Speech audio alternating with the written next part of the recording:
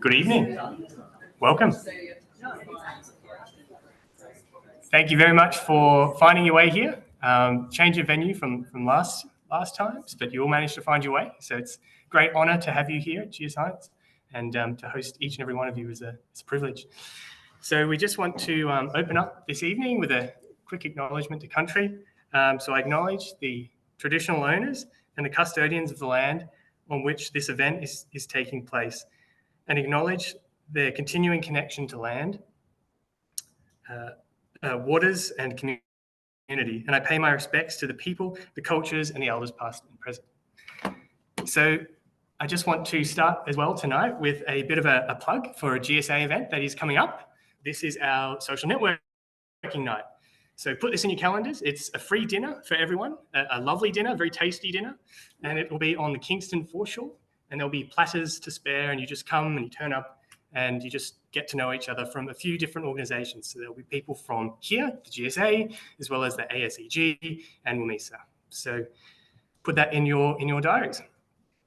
So tonight we will start with a quick presentation from an extraordinarily talented PhD candidate who's located here in Canberra at the ANU. So Leon Bilton is coming, and he's going to tell us a bit about some of the exciting research that he's been working on lately. I'm not an expert in this field by any means, so it will be very enlightening for me as well, but something along the lines of probing the inner Earth's compositions using geodynamics and thermodynamics and modeling. So without further ado, I will welcome Leon to the stage.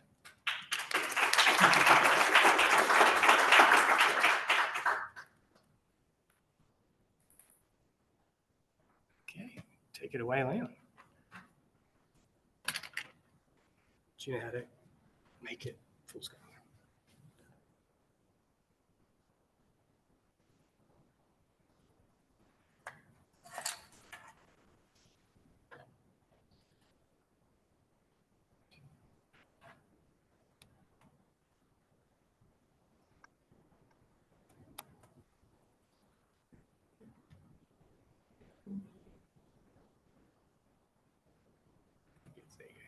Okay. All right. Thank you. Hello, everyone. Welcome. So I'm Leon, and today I'll be talking a bit about what I've done for the last couple of years, my PhD, really. So I've been at ANU for a few years now, actually long enough that my colleague Thomas is now a postdoc. So together we've been working on this project for a while, and I'll talk a bit about what we've been doing. So we've been developing some code to link strain and seismic observables like seismic anisotropy in the upper mantle. And so first, before we get into that, I might just give a quick background about myself, considering that there's a lot of new faces here. So I did my bachelor's also at ANU in science. Mostly physics and photonics and a bit of maths. And now I'm doing my PhD, obviously, at ANU as well, at RSES, supervised by Roger Davies and Caroline Eakin. And I've also been working a bit with Louis Moresi and Ian Jackson over there. And so my fields at the moment are computational geodynamics, a bit of seismology, thanks to Caroline, and then a bit of sort of crystallography and microphysics as well. So just to get us started, we'll just have a look at the area that I'm looking at for this project. So it's the upper mantle. And most of the geological activity on Earth is actually driven by mantle convection. I think we're all familiar with that. So the patterns and scales of that convection are a bit under-resolved. And that is important for tectonics and other processes, a lot of different processes, surface heat flux, to distribution of compositional heterogeneities, distributions of melt and so on in the Earth. So it's good to have a look at how we can probe these patterns to a bit more satisfactory level. And one of the ways that we can probe it using seismology is actually using observations of seismic anisotropy, which is a sort of directional dependence of wave speed. And that provides a direct signature of some kind of a crystallographic alignment in the mantle, but it's a non-unique signature.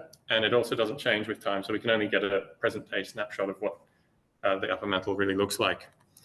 And just to step back a little bit, so we talk about the upper mantle flowing, but it is a solid, and sometimes that is a bit confusing. So to put that in perspective, probably most of us know about brittle failure in the Earth's crust, and really the ductile creep in the upper mantle is intuitively can be understood that there's a lot of the same mechanisms happening, but just on a microscopic scale. So instead of these massive cracks going through the crust, you've got tiny microscopic cracks, dislocations inside the crystallographic lattice of the minerals. And that drives this ductile behavior, which we can then approximate in our models as being sort of a fluid flow. And just to look at anisotropy, which is the main observable we have of how the upper mantle behaves on this microscopic scale. So the convective flows that happen due to the high temperature and the conditions there lead to dislocation creep, which is sort of accommodated by dislocation creep, which is the microscopic mechanism that reorients peridotite minerals in response to strain. So that leads to a sort of preferred orientation of the crystals. And as you can see in this sort of schematic, initially the crystals are sort of randomly oriented, and these lines are sort of representing symmetry planes. And eventually, after some time, during the shear, we have a preferential alignment where these blue lines are sort of preferentially horizontal. And so that leads to a detectable seismic signature, which we call anisotropy. And in olivine, it's usually sort of a wave speed anomaly in the shear plane. So what this looks like in the model, so in the net visualizations, is actually different patterns of these strain patterns at different depths, and we can have a look at what that looks like. But again, that's limited to the present day snapshot of what we can see. And it doesn't really tell us about how we got to that point and where it's going from there. So what we can do to address that is look at the rheology of the minerals that make up the upper mantle. And so the most prominent mineral there, mineral group, is peridotite. So it's olivines and then also some CPX. And so the way that olivine behaves is that you have these distinct slip planes along which it can deform. So there's only certain ways that it can change its shape. And depending on stress, water content, and other thermodynamic properties and environmental variables, it changes the activity of those relative slip systems, and you can produce different patterns. So what we've been doing really with Thomas is looking at coming up with some programs that can simulate what the activities of those slip systems are in different environments, and what the resulting preferred orientations are, what the resulting patterns of crystallographic alignment are. And that can help us to then predict what seismic anisotropy would look like in particular mantle flow settings. And so this schematic is from a nice paper in 2016, but it shows that there's actually, it's kind of a backwards and forwards process. So the models both inform our understanding of how seismic anisotropy is generated, but at the same time we have observables of seismic anisotropy, which we can sort of use to then improve the models and improve our understanding of mantle flow. And so the code that we've been developing is publicly available. The paper is currently in review, and yeah, watch this space if you're interested. So some things that, just to give a quick overview of what it can do. So we've been calibrating it against some analytical solutions and experimental solutions. And so, for example, if we have a very simple sort of 2D shear and some crystals, then we know that if it's sort of aligned to the shear axis, so in this case at 90 degrees, so this alpha angle is, let's say, 90 degrees or 270 degrees, means that the crystal is aligned to the shear plane, then it's not rotating. If it's sort of orthogonal to that, then it's rotating very quickly to try and get back into that alignment. at the same time, we have crystal growth and shrinking. So at various orientations of crystals, they will either exhibit growth or shrinkage, and that contributes as well to the microscopic texture, which then generates the seismic anisotropy. And so, yeah, the calibrations against the experimental results are obviously always a bit more tricky, but it seems like we've done a reasonable job at matching the most important of the results. And so in this particular diagram, the angle here is sort of the misalignment between the shear axis and the angle of the crystallographic alignment. And what this looks like is if we project the directions of all the crystals onto a 2D plane, the details aren't terribly important, but when you have a crystallographic preferred orientation, there's a kind of clustering of these directions to a particular axis, and that will eventually become the seismic anisotropy fast axis. So a couple of more bigger models that we've started to look at is sort of a corner flow model, which is basically an approximation of upwelling at a mid-ocean ridge. That's sort of one symmetric half of that. And there's some parameters here. So the M-star parameter is one of the more important parameters of this model, which controls some of the rheological behavior. And we can see that even changes of just one parameter can lead to quite distinct CPO patterns and therefore anisotropy patterns. And these are not terribly well constrained by the experiments yet. So there's some I guess, some work to be done there, and also just some awareness there to be put forward that maybe we don't exactly know how seismic anisotropy comes from strain yet, and there could be alternate models of how that works at the moment. So it's good to have a look at a few different types of rheology if you're interested in finding out how seismic anisotropy is generated by flow. And then looking at sort of peridotite composition more generally, it's made up of olivine and some enstatite as well. And we were able to sort of separate the behavior of olivine and enstatite.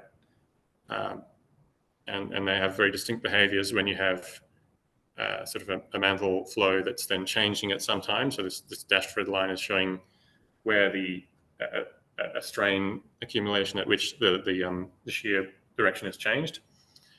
And so these angles here are, again, the some mean angle between the CPO angle and the shear axis in different projections. And the CPO strength here is sort of a proxy that we have in our model, which basically tells you the strength of the anisotropy. So these results give us some promising calibrations and other some ideas that the program is working, that we can get some outputs from there. So the next steps really are to put it into some bigger models, add some variable viscosity, some more realistic rheological regimes. There's been some recent work, actually, interesting work on analytical flow laws and empirical calibrations of those. So it'll be interesting to use those in some larger models and different mantle environments to see what we can come up with. So this is one example from a paper in 2020 where they partition into different deformation regimes in the upper mantle. And what we would be adding to this essentially is sort of a grid of predicted seismic anisotropy or CPO. And the other thing we can actually do is, so like I said, there's sort of this feedback as well. We can go and introspect the microphysical system. It's not always very easy in all of these experiments. They're quite expensive to introspect all of the precise parameters, what the activities are of the different slip systems. So we can use our code to help sort of go backwards and look at that as well. And so, for example, the thing that I want to add quite soon is that looking at how many relic grains there are compared to recrystallized grains. So there's just some details there about the microphysical behavior that we can probably help to elucidate.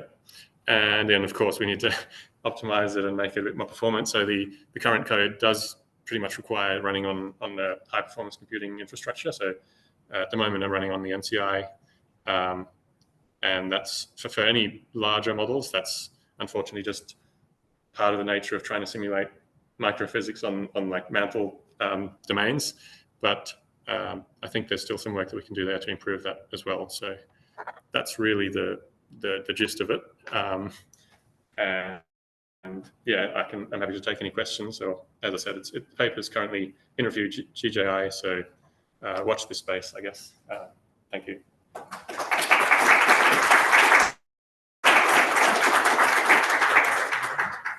Any questions? Yeah. I've got a question. You look at a situation where you've got subduction, and you've got the slab going down.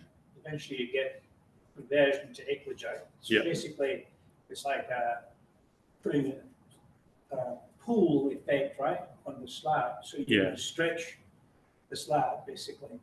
How do you differentiate the sort of fabrics you would generate during that process, as opposed to those where you've got slip between the downgoing slab and the Yeah, that's a good question. So that sort of ties into the work that we're doing sort of right now. It's not yet in the paper, but it's part of adding those other deformation regimes in there. So within the slab, you probably have a more sort of semi-brittle regime, depending on how deep you are. But there's different sensitivities to different environmental parameters there, and obviously the stresses are much higher, the strain's higher. So it's you have sort of partitioning into different deformation regimes where a particular microscopic mechanism dominates the behavior. And at the moment, we've implemented sort of the one that's most prominent in, let's say, anhydrous or dry upper mantle. But there are other options that we're looking at for different flow laws to capture the other behaviors as well. Yeah. Thanks for a wonderful talk. That was super, super cool and so far beyond anything that I know. So thank you so much for that. I guess my question is, so you come from mathematics and physics and you've transitioned into geology. Do you have rock and mineral collection? Not at the moment, no. But all of it's so beautiful. Yeah. And then maybe a more serious question. Like there's so much complexity when it comes to individual minerals, right? So like with olivines, there's like recrystallization and like intergrowths and things like that. I guess like how do you account for like this difficult nuance that could occur at say the nano to micro scale into projecting over these massive like spatial scales?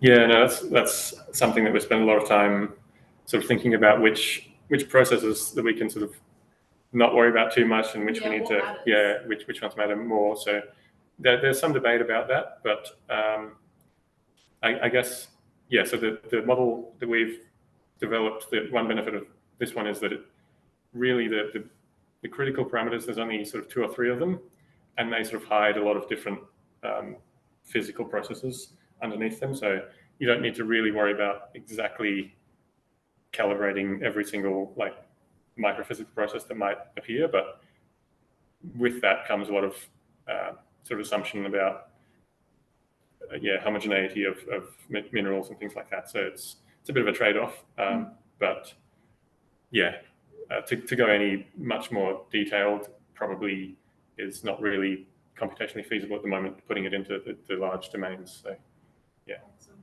Thank you. Any final questions? Last, that was just mind-blowing. It's really great. I just love geology because like our talks are going to be completely different, and just like geology can apply to any part of the earth, which is just wonderful, the cosmos. I wanted to ask you how, because I sort of, when I read papers, it tends to be from the other side of the subduction, at volcanic arcs and that kind of thing, like the fold belt, and then where you get your metals collecting and all that.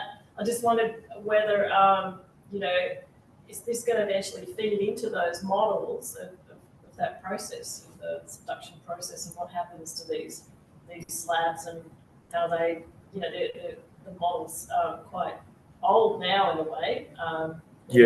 It's obviously changed a lot in the last 100 years, but do you see some application for changing some of those models? I definitely think there's a lot of scope to explore sort of seismic anisotropy as an observable a bit more. So at the moment, it's when I read papers with seismic anisotropy results, a lot of non-unique interpretations or different kinds of models that they might have for what's causing it.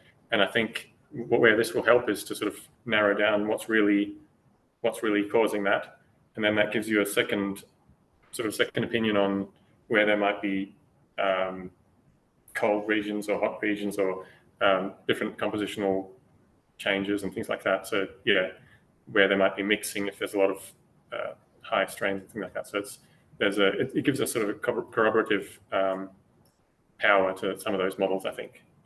It'd be really fascinating to see, like in the next decade, how much of this work that you're doing and maybe your associates are doing, how much that's going to feed back in to update some of the models now that have been around for 40 odd years or so.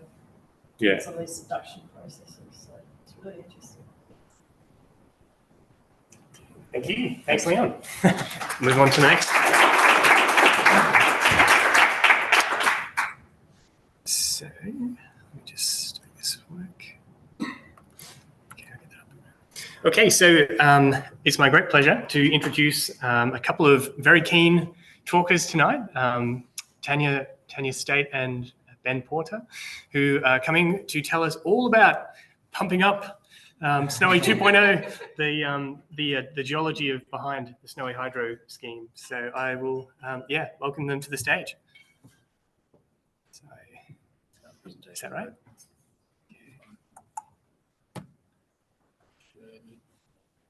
Maybe. Yep.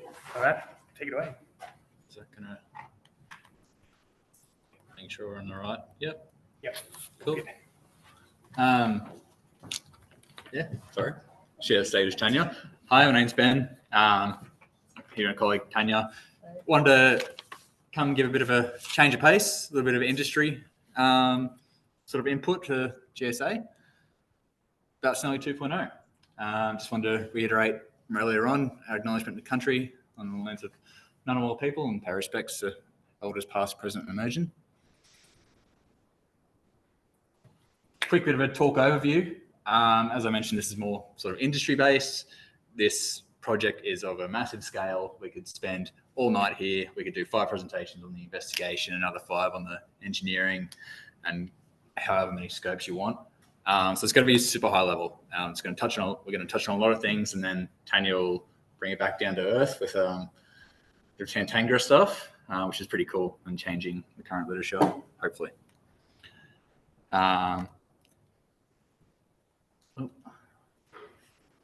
Snowy Hydro scheme was, I think everybody probably knows about it, in the Kosciuszko National Park. Bit of a testament to engineering and collaboration from across the world after World War II.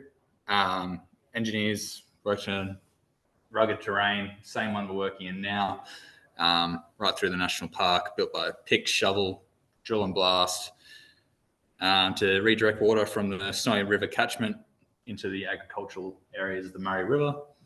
And some nice quick shots there of just how much they built over the decades it took to finish.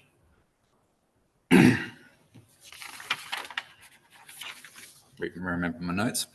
Some more quick facts there about how much we produce: 5,500 megawatts capacity across 15 power stations.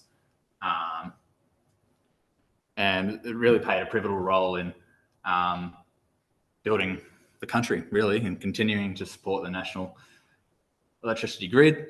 And now we are moving on to Snowy 2.0, looking a bit to the future. The key project outcomes there: 150 years design life, so it'll outlast, I'm going to safely assume, everybody in the room here, as well as currently helping 3,000 jobs, close to 3,000 jobs on the project at the moment, with another 1,500 to come. And think about, how many are just going to work on it down the pipeline. And this will be out of the one power station, 2,200 megawatt hours. No, we don't want to move. That's fine. So a little bit of an animation here. Hopefully she works. Nope.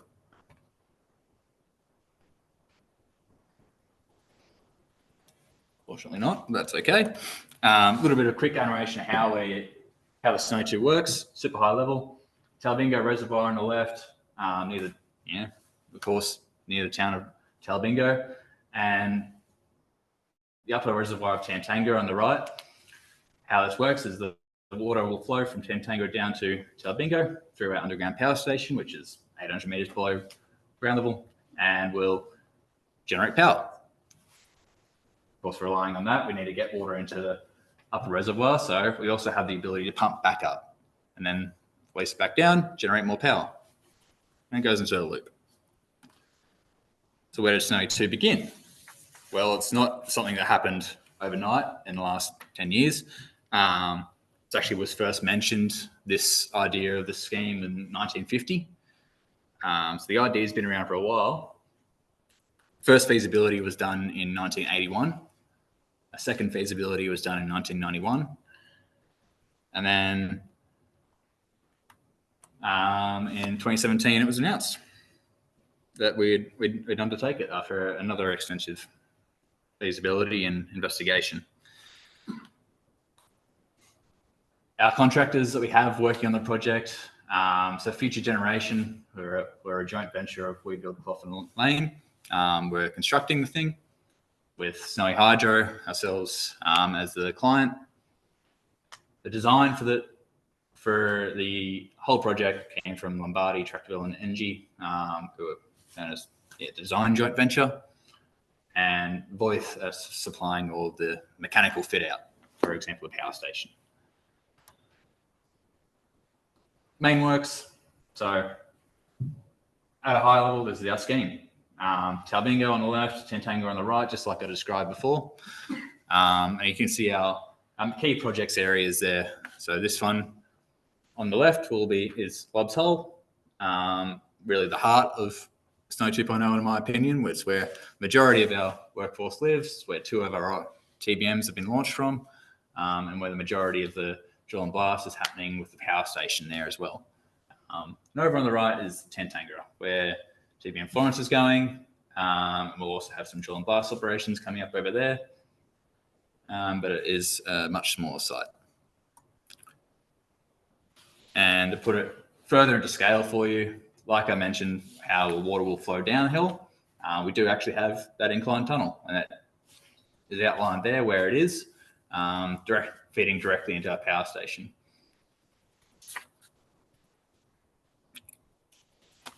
Another high-level view of our construction.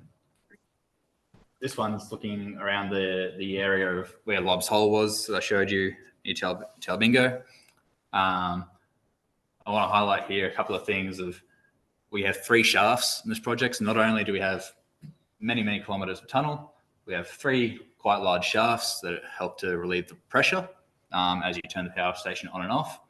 For example, our biggest one up on the left is upstream surge shaft at the top of the incline pressure tunnel. 263 metres deep. Depends on now if you want to more than 25 up, metres in diameter. As you see Centrepoint Tower there, Sydney, is just for scale. I should have put in Black Mountain Tower. That would have been, but You might need a bit more than one. And then I'd like to just highlight our second shaft, the downstream surge shaft.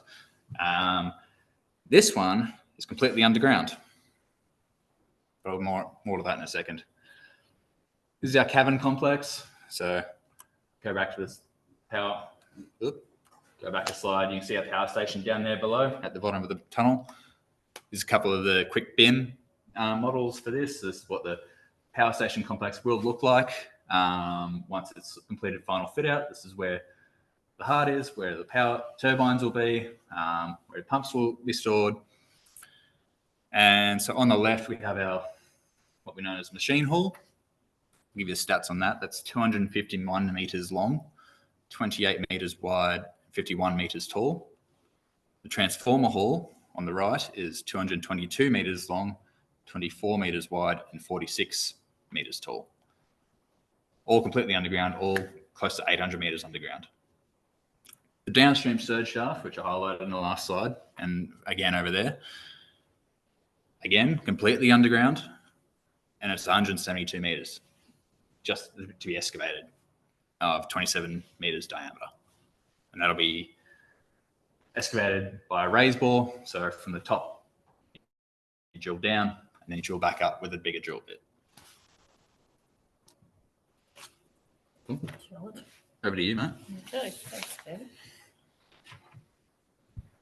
Very kind of Ben to invite me here and drag me away from the core shed for a change. So it's nice to talk, especially to some women in the audience. I got involved with women in engineering recently, but I'm really a geologist, so I'm still working on the engineering part. So the geology of this project has been a challenge to encompass in the 7 years I've been on the project. It's part of the Lachlan Fold Belt, but it's not like the original Snowy scheme. So I get this question a lot. So how about that granite and radon, etc.? There's actually very little granite it's in the Snowy 2.0 project area. It's very unlike the original Snowy scheme that was mostly in granitoids. This is all about Ordovician, Silurian, Devonian age metasediments, metavolcanics, and minor intrusives. And more than 30 lithologies in 42 odd kilometres of tunnel. So it's just about a lithology a kilometre. And it's, if only it was that sequential, it goes back and forth and in and out of all the different lithologies and 9 different formations. So it's quite a stretch to get your head around all the variations. On top of that, access is limited due to it being in the national park. We don't actually have surface access to all of the project area. So sometimes you're relying just on drill core. You can't, it hasn't been, exhaustively mapped by any means. The mapping that we relied on at the start of the project in 2017 was actually 1950s era mapping from Snowy and some of the published maps going back to mostly the 1970s, Owen and Wyborn and other maps. We don't even have a 100K sheet over the western half. We only have one over the eastern half. So pretty limited. And I discovered that geotechnical mapping is not quite the same as exploration mapping. So site investigation mapping has been done. It's largely reconnaissance style work with detailed 5,000 scale mapping over selected areas. Since that early work around 2017, 2018, fortunately, with a couple of tunnel boring machines on the go and a lot of extra drilling and some drill and blast tunnels as well, the excavation has added a lot of to the understanding of the overall geology. So that's been very helpful to have this. Otherwise, would be we'd still be at this point, which is the published map. So you can probably recognise from Ben's graphics earlier there that Tantangara, which is the high area, is off on the eastern side, and Talbingo is on the western side. Now I'm going to twist everyone around back and forth because engineers don't like this view of the world. Sorry, geologists do. We like to look north or west. Engineers do not. They like to look along the power waterway, as they call it, which is whichever way the water flows. So we're gonna twist this section around a couple of times just to keep you kind of make sure you're paying attention here. It's very interesting. There's a patch of tertiary basalt there that you can see, and it just sits on either side of the alignment. So theoretically, there's actually no tertiary basalt that we touch on. So everything's older or Cainozoic. Sorry, I should use Cainozoic term. Than these younger basalts. Everything tends to be everything's Silurian, Devonian, Ordovician. So this is a list of the main formations, and then within that there's a bunch of lithologies as well, which I'll touch on very briefly. I'm just going to do one little corner of the geology because it's too much to. I don't want to keep you up all night, basically. So here's our compilation from. This is partly from the published maps, and then partly our own work. And of course, we've got different consultants working on it. I was just chatting to Jonathan earlier. We've had everything from neotectonic studies to stress models, lots of geomechanical studies, fossil studies. It's a very multidisciplinary effort, which makes it a lot of fun. I can honestly say in 7 years, I've never had a boring or a dull day. And I can't see any coming up anytime soon. So this is where we flip you around the other way. Now we've got Tantangara on the left, and this is how engineers like to look at the world. We've got zero chainage and Tantangara on the left. This is where the source of the water is at the high end, and then we come down along the waterway, and you can see there's a bit of an exaggerated profile through a bunch of different colours, which to the non-geologist just means they're all the different geological formations that we pass through, and each of those have different characteristics, and each of those need different support, and each of them have different groundwater characteristics and porosities, and they have, some of them are volcanic, some are sediments, so they're going to have different abrasivity. So the everything from the teeth on the TBMs, to how often they're changed, to what kind of personal protective equipment we have to wear is going to change as we go along this alignment, which is the power waterway in the blue that you see. And each different tunnel boring machine, there's 3 that will be on the go, will be tackling different kinds of geology and will have their own problems or issues or challenges as a result. We also have, needless to say, we have everything's digital these days. So we have a wireframe model. We run Vulkan, Leapfrog, and Revisto for that, and probably other programs as well. And then we're going to go back into the engineering world with Ben. It's one of our TBMs. You've probably seen these on the news before, poking tunnels through like Sydney and Melbourne for trains and stuff. This is one of ours. So at the moment, we've got 3 TBMs on the project. There's a couple of quick facts in there, most of which I've already covered, but in case you need reminding. These TBMs, so the cutter head there, which is a big blue thing, is what actually drives through the rock. 11 meters diameter. Each one of those little white circles, I'll point it out for these ones here. Yeah, the cutter, the teeth that Tanya referred to, the cutter discs, they're about J big, I don't know, 600 mil or something. And they weigh 120 kilos each. So yeah, a little bit more on the tunnel boring machine. Nice pretty picture in there that I really enjoyed that I want to throw in for you. That's what the back of the machine looks like. Our tunnel boring machines, they're all up to 205 meters in length. So big, massive, long train, basically, that chews through rock. And at the back of it, it spits its segments as rings. And for those of you here, I've got a bit of a scale model over there. You're welcome to play with afterwards. That's a 1 in 25 scale. As I mentioned, the cutter heads are 11 meters diameter. But by the time you take away the segments that are installed, our tunnel ends up being a 10.6 meter diameter, thereabouts. Each one of those weighs 7 tons, locally produced in Polo Flat in Cooma and trucked out to site. And it takes 9 of them to build a ring. So 9 times 7. How good's your math? And they're all actually put into place with vacuum. The only mechanical lifting that they experience is in the factory, and when they're getting moved around like that on their wooden blocks where we've got massive forklifts that can lift them up. But otherwise, inside the machine, they're actually installed using vacuum. And this is inside a machine. So just to give you a bit of a quick high-level view of how they work, the cutter head pushes forward, using the disc cutters to cut and grind away the rock. The cutter head will then scoop up the spoil and take it back through the TBM conveyor. That's all then takes a conveyor the whole way along the tunnel up into the portal and then spits out into the spoil yard where it's disposed of. The TBM moves along using the thrust cylinders, which essentially just pushes itself along.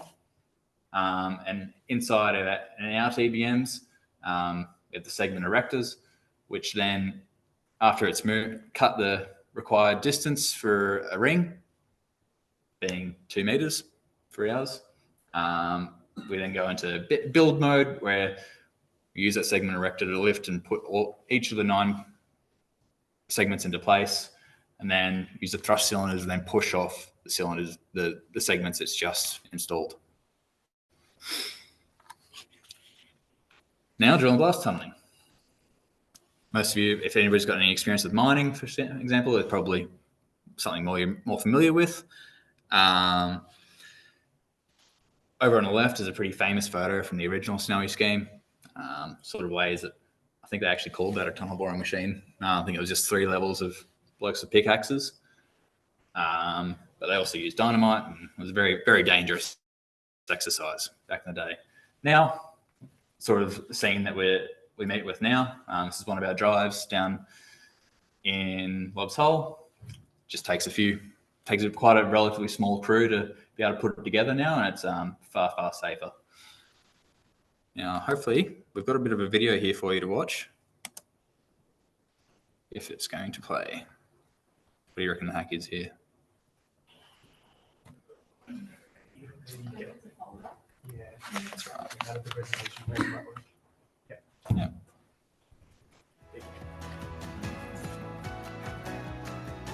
At Snowy 2.0, Orica is working with principal... Does it have audio? It does have audio. You can just play this one.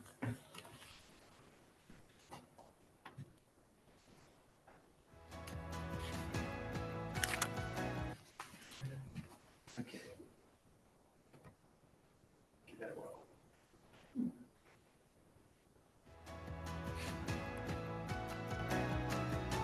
At Snowy 2.0, Orica is working with principal contractor Future Generation in the drill and blast process, excavating the complex geometries in the power station. There we go. Construction tunnels. So I'll start again for you. At Snowy 2.0, Orica is working with principal contractor Future Generation in the drill and blast process, excavating the complex geometries in the power station cross passages, construction tunnels and cabins. Once a tunnel is ready for blasting, the Orica technical team designs the optimum blast plan, which is then drilled under strict quality controls by Future Generation and specialist contractor Endicom. Orica operators receive the blast design and prepare the initiating and explosive products. This is a combination of both pumped and packaged emulsion and our specially designed tunnel blasting system, EDEV. This system uses unique electronic signals to initiate the explosives column. The detonator receives a specific electrical pulse that initiates firing via a specialist scanner that encodes the detonator. The detonator will not initiate without this unique signal. Orica uses pumped emulsions on our specialised carriers.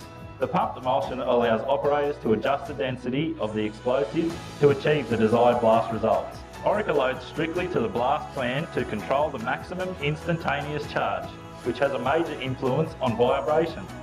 When all the checks and balances are complete, Orica confirms with the Future Generation blast controller that the tunnels are clear to start the firing procedure. The shot firer makes several calls on the radio to confirm the firing is about to take place. The shot firer then arms the blasting system to fire the headings.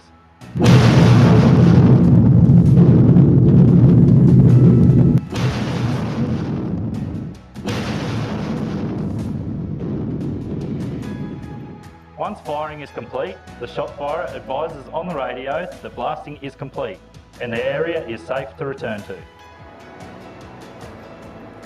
I'm Spencer Hughes, Future Generation's Underground Construction Manager. We have more than 330 people working on the construction of the Snowy 2.0 underground powerhouse.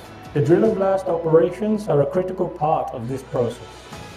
It's great to collaborate with Snowy Hydro and our specialist subcontractors like Orica to achieve production results safely and efficiently.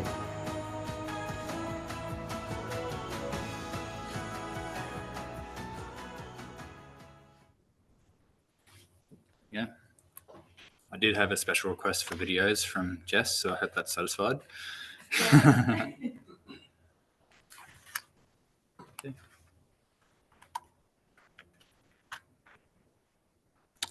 Now, remember how I said I was going to fly along and touch on a lot of things really quickly? Well, our next structure, our intake structures. So the tunnels aren't going to be much use if we can't get water into them. So these are intakes. Upper Tantanga on the left, and on the right is our Talbingo intake. So these are what will be excavated down below the water level and allow the tunnels to flood with water. It's where the water will come in and out of at the other end. Talbingo in particular, I think is pretty spectacular. Is a good one. Is a big one, 60 meters from the top to bottom, and over 100 meters across. If you need an idea of scale, that's a Hilux. Hmm. That's a Hilux, and there's a mining spoil moxie in the bottom there. On to the next structure. I just wanted to touch on this guy because he's often forgotten about. He's our little last baby shaft. So over on the left in Tantanga intake, he's very close to this. It's actually in that shed that's right above where you can see, as I've outlined there. So this is our smallest shaft in the project. And so I think it's a good demonstration on how we actually connect our shafts with our tunnels. For example, this one's almost there. We're starting to excavate into the head race tunnel there. This guy's got 50 meters in height and is elliptical shape. So it's 20 meters diameter one way and 14.6 the other. It's only 200 meters downstream of the intake. This forms part of the gate system that's going to control the water flow and ventilation. Our power station cavern. Now, you saw part of this in the video. This is a photo I took a few months ago. We've done pretty all of excavation on the crowns there. So this is the full length of the power station halls. In the photo on the right, that's me, just to give you a bit of an idea for scale. So again, I'll actually remind you that, these are close to 800 meters underground and 250 meters long. I believe that's a machine hall on the right, so 250 meters. And close to 30 meters wide and almost 50 meters each tall. Doesn't look like that at the moment because this is just the top. This is just the crown, the actual the top of the profile. We've got to go down from here. To get there, we first start by excavating, as you can see on the right there, is actually the center heading. So you excavate the middle, and then we start to work our way out. So to get to the profile that we saw on the way there, we staged the excavation. So did the central heading and then started doing our side flashing. And that's what you can see on the left there, sort of what's left after the blasting and scaling. And then on the right, after it's been supported with shotcrete and rock bolts ready to be blasted out again. This is where we're at currently. This is not too long ago in the machine hall. So now that we've completed that side slashing, we're able to bench down and keep going down until we reach our final depths and form the entire cavern. So quick stats there. It's like there's over 40,000 rock bolts that's going to be installed in these caverns, and sort of similar excavation sequencing to what we sort of might see in an intake. Or back over to Tanya. Thank you. Thanks, Ben.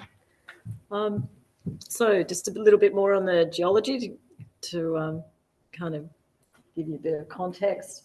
I mentioned before the published maps are being updated continually, really, by every time we do an excavation or we do probe drilling ahead, we do photogrammetry, face mapping, and for the probe drilling. We have geophysics in those probe holes. We've also got some surface geophysics that's been done, some gravity, seismic reflection, seismic refraction.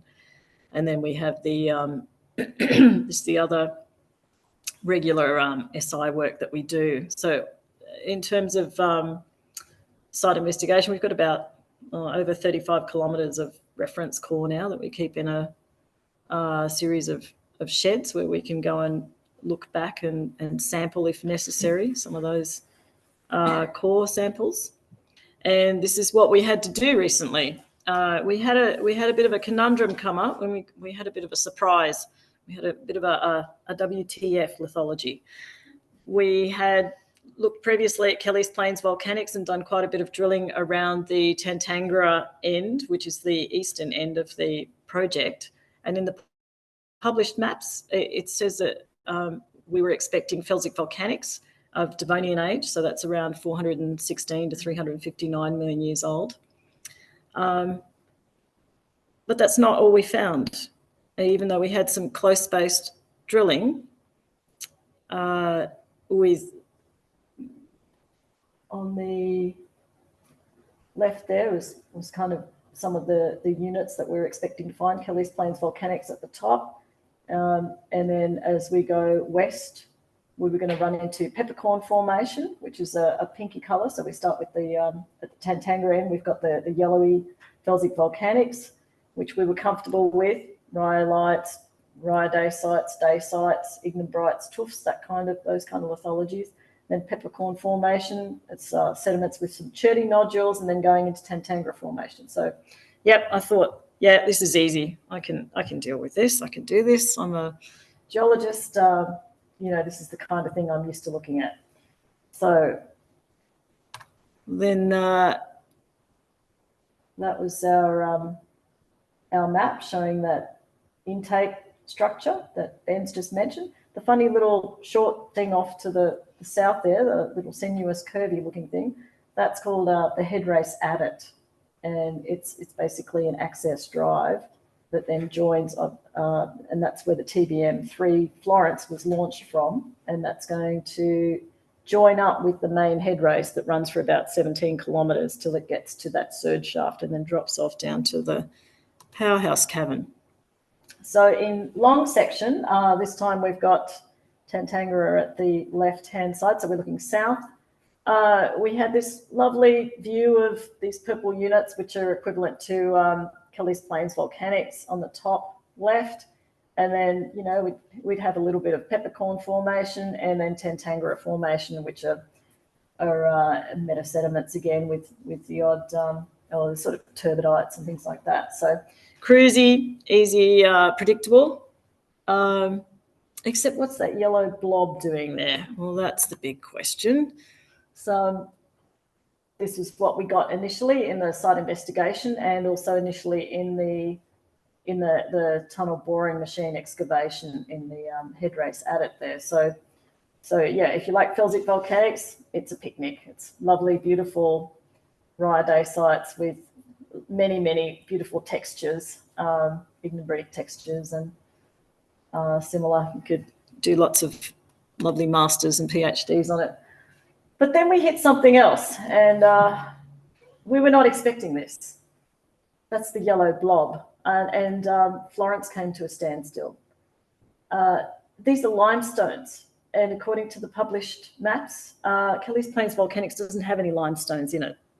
So we were a little confused about what this was. And while we were drilling, I recognized this feathery looking thing and said, oh, I think that's a crinoid. And I brought the sample, the one on the right, I think is very similar looking sample there. There's crinoid stems in there. And we were finding a lot of a bunch of other fossils in this material. Of course, we sent it off right away. We were wondering, what is this limestone doing in our beautiful felsic volcanics? It's when we joined the dots on the map, we found some in the gate shaft that Ben mentioned. There was some in a small batter of a road cut, laydown area. And of course, in Florence, she turned up some limestone. so we were trying to join the dots, and it looked like a banana, basically. It's an arc-shaped thing. And then as we went west, when we got tunneling again with the TBM, with Florence, we were finding some other sediments in amongst the felsic volcanics, not limestone, but some more sort of silt stones and mudstones, some with some tufaceous material in them. So these are some of the examples. So the lighter coloured material you see are some of the felsic volcanics, and then the darker material, I mean, you can see bedding there. It's clearly sediments. So question was, what are these doing here? So we called up we dialed up all of our friends and said, can you help us with this? We have a problem. And the first model that was put together, the first thought was somehow these yellow blobs that are these limestone blobs, this arc shape, it has been faulted into our felsic volcanics, because we really couldn't explain why we would have fossiliferous limestone sitting in our felsic. So the first model was for, well, it must be faulted in there somehow. While we were pondering this, we sent some material off for age dating, and we did 2 rounds. We did the limestone was sent off for biostratigraphic age dating, and we found corals, algae, brachiopods, bryozoans, gastropods, ostracods, and stromatoporoids. So it's quite the picnic of fossils to deal with. And we also sent off some of the felsic volcanics that were surrounding basically this limestone material, like literally on top, underneath, and through the limestone. And we were wondering how that could be. So we also wanted to know what the ages of these felsic volcanics were, because it wasn't making a whole lot of sense. So the dates that we got back from the biostratigraphic dating at University of Melbourne suggested a late Silurian age, not Devonian at all, and a shallow marine reef or lagoon system, which certainly fits with the sort of the pattern of the limestone blobs or rafts that we were finding. And then the second lot of age dating was on zircons in the felsic volcanics, and they also came back as Silurian rather than Devonian. So it's around 15 plus million years too old, basically, to be Devonian. There's a really nice graphic I stole from one of the reports of the zircons, and you can see the smaller ones. That's from that sedimentary unit within the felsic volcanics. So the model, the initial model of the fault in place limestones was, based on the evidence, was rejected and revised to be basically syn depositional with the felsic volcanics. So you had active volcanics at the same time as you had an active reef, and probably a number of vents, because there's certainly a lot of different flows and units of felsic volcanics that are quite close together. So it looks as though these limestone reefs were in an unfortunate position and got caught up in the felsic volcanic activity. So now we have a much better model, and once this model was put together, we could see that it was a limited extent of these limestones, and really it was the boundary, it was the rheology contrast with the felsic volcanics that was causing the problem for Florence.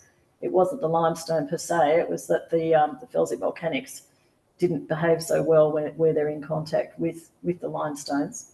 And we figured out that as we went west, which is along the blue dashed line there, it's called HRT for Head Race Tunnel, we love our acronyms, we realised that as we went west and we went deeper, the tunnel boring machine excavated deeper, that it would actually get away from these limestones and be in the more deep water equivalent metasediments that you saw in one of those slides of these silt stones and mudstones. So happy days. We figured that, we would, after a few meters, we'd be back out of the these limestones and back into solid ground. And that's just some of the detail of the methodology there for those of you who are into age dating, because I can't actually answer any questions on this. It's beyond my knowledge. So I thought I'll pop that in there if you want to look up anything on age dating. Happy days. Yeah.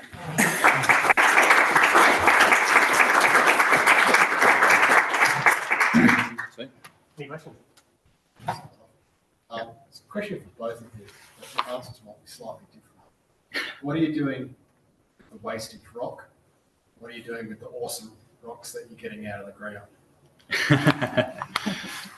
You mean the gold and diamonds, or what do you mean by awesome rock? All of it sounds great. So what's the legacy? What's going to happen with post project? What's going to happen with the I guess the archive materials that you're looking at and using from a geological point of view, and the wastage from an engineering point of view? Where's that going? Because there's a lot of rock being moved out. Yeah, there is a lot of spoil. It's so the question we can hear online is where's the spoil going, and then what do we do with our borehole cores and archive material? The spoil remains on site. We can't take it out of the national park. So on each site we have designated spoil containment areas, which are under strict environmental control. But the pro of that is making actually quite good use of it as well. We're using it to build a lot of pads that will support the infrastructure that will remain to support the power station. And the archive material? The archive material, it's currently in a safe locked facility for reference, because we need to refer to it quite regularly at present, and may need to in terms of legacy down the track as well. We monitor for things like AMD and other contaminants we need to be aware of. There's been a lot of sampling done. There's thousands of samples, and they've been shipped all over the world to labs in Australia where possible, and where not, they've gone overseas for different tests. But we certainly, Snowy will be retaining the bulk of the core reference samples. And I imagine that at some point in the future, in many, many decades, that possibly some of it could end up in Canberra at the core reference library here. If that works out between Snowy and the government, that would be the ideal scenario, would be for some of it to be available in Canberra. Yes. We'll take it right with you. Yeah, thanks. Really enjoyed that. I really enjoyed your talk. Thanks. Kind of a related question, but just around the knowledge that you're generating, the mapping, all that stratigraphic work that you're doing. Going to update our map sheets. We're going to publish that. What's the plan with that once the project finishes? Yeah, ideally, we have talked a little bit to Geoscience Australia.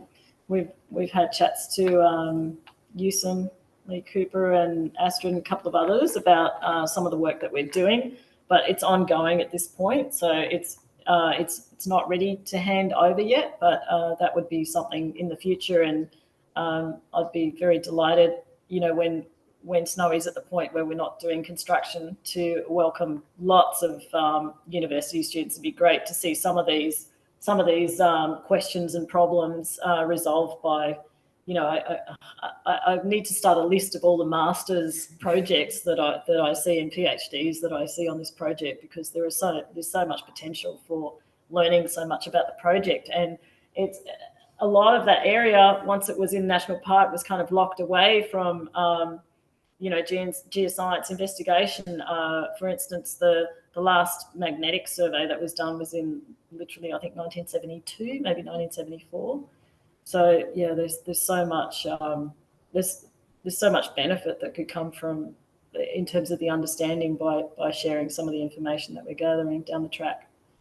That's a huge legacy data set, and much more than the average PhD student can take. So. It's a massive repository of data. I mean, we're, on a day-to-day basis, we struggle to deal with the amount of data coming in, let alone the long-term legacy. But, that's the beauty of digital. We'll be able to, there'll be opportunities to process individual data sets down the track and really come up with some robust models for the surrounding park as well. Great legacy for the park. Any more on the floor?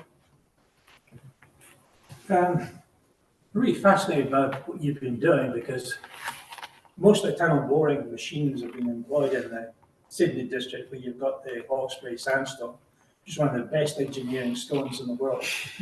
But when you come to your problem, as I understood it from your map, you're basically going parallel to strike.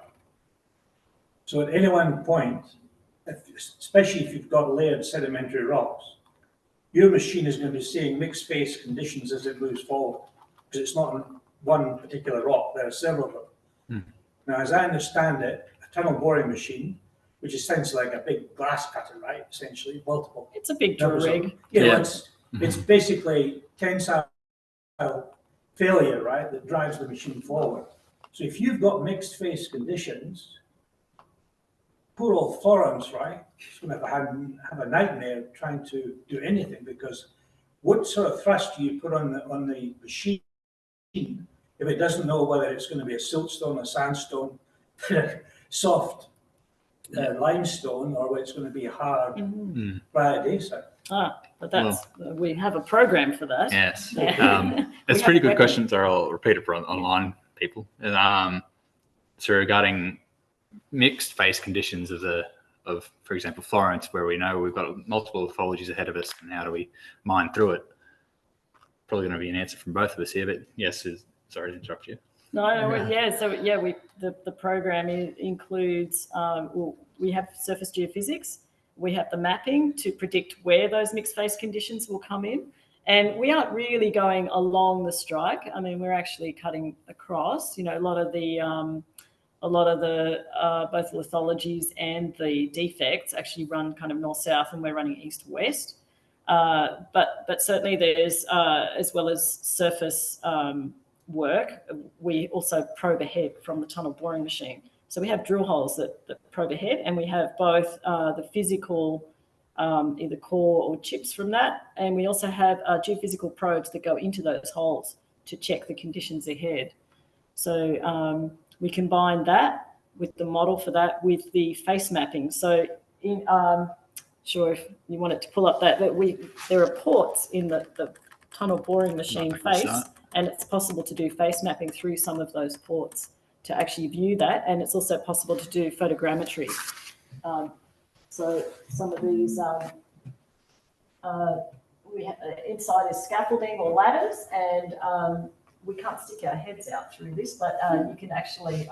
These are 1.5 meters, so on 1.5 meters. So it's quite a large viewport to see across the tunnel, part of the tunnel boring machine's face. So we combine face mapping with the probing data, photogrammetry, geophysics, and all the other information that we have to get a good idea of what's ahead. And then, the aim is not to stop in one of these mixed face zones, but to stop just outside it, make sure all the conditions are right, to then have the support ready, and then to proceed ahead. And of course, these are all grouting ports as well.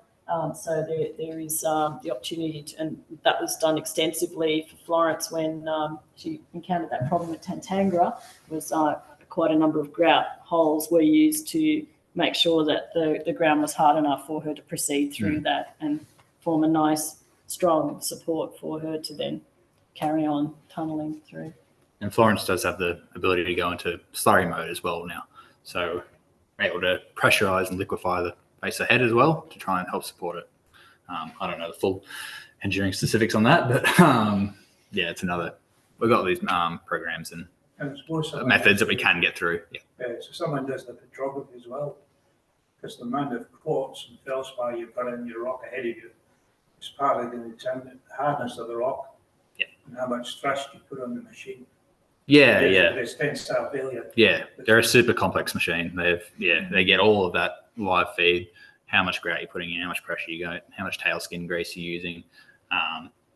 They're a very, very complex machine. And complementing that is, regular, uniaxial compressive stress tests. There are various other laboratory tests on samples, technical reactivity testing.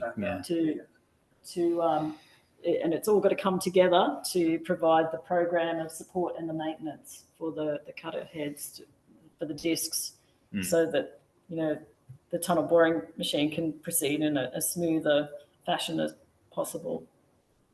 Yeah, I can see if you had limestone, which is soft. The machine's not going to know whether it's Arthur or Martha. Yes, or Florence. Yeah. Or Florence. I'm more at the back.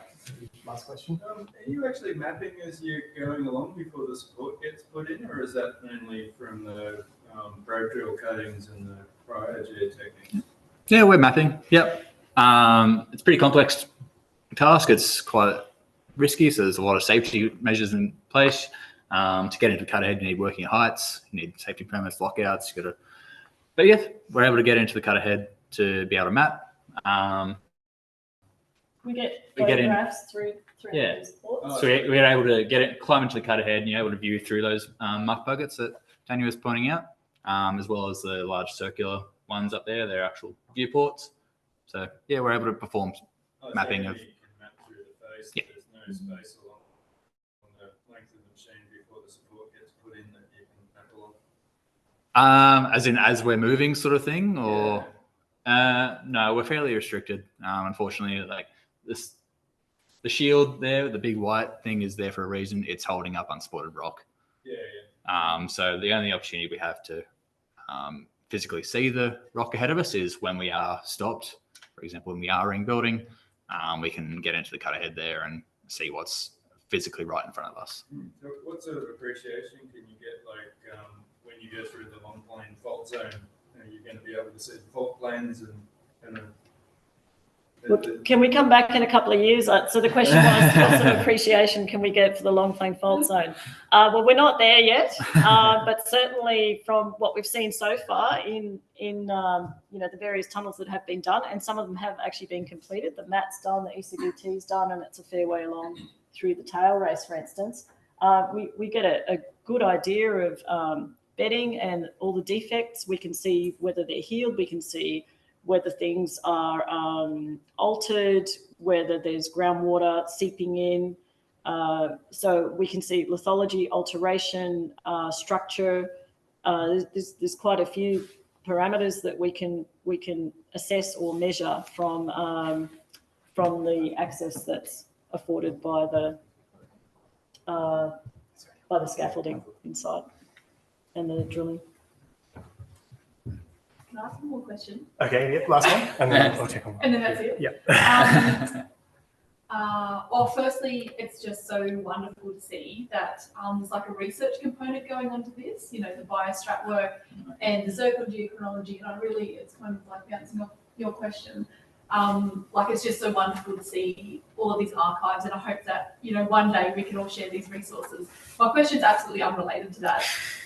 What happens to the tunnel borer when the project's done? Is it kind of left there to, say, rest in peace, like say a long wall is sometimes in coal mines? Yeah. And then my second question is, do you have any, say, grad programs for all of our wonderful students who are looking for jobs maybe at the end of the year?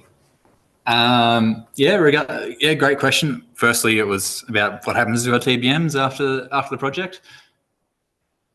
The videos you see often on like the news where they're poking tunnels through Sydney and Melbourne, it's the grand photo of them cutting through a wall into a cavern.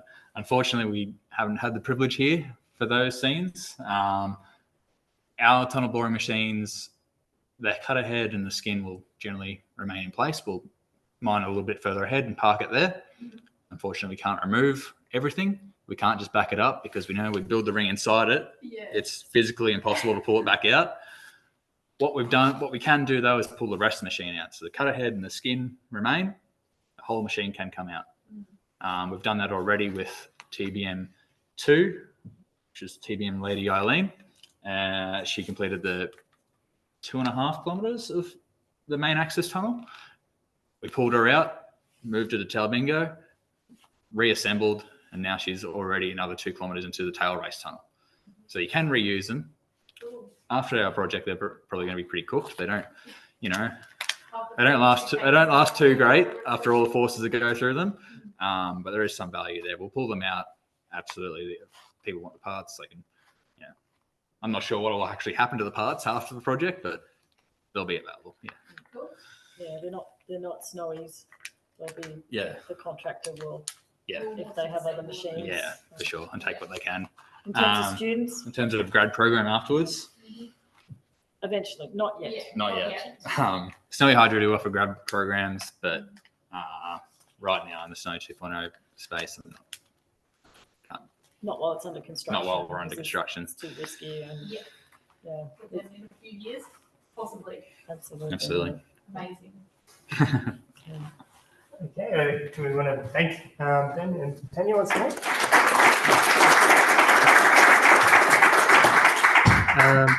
Yeah, I can't see the questions online, but, but yeah, exactly.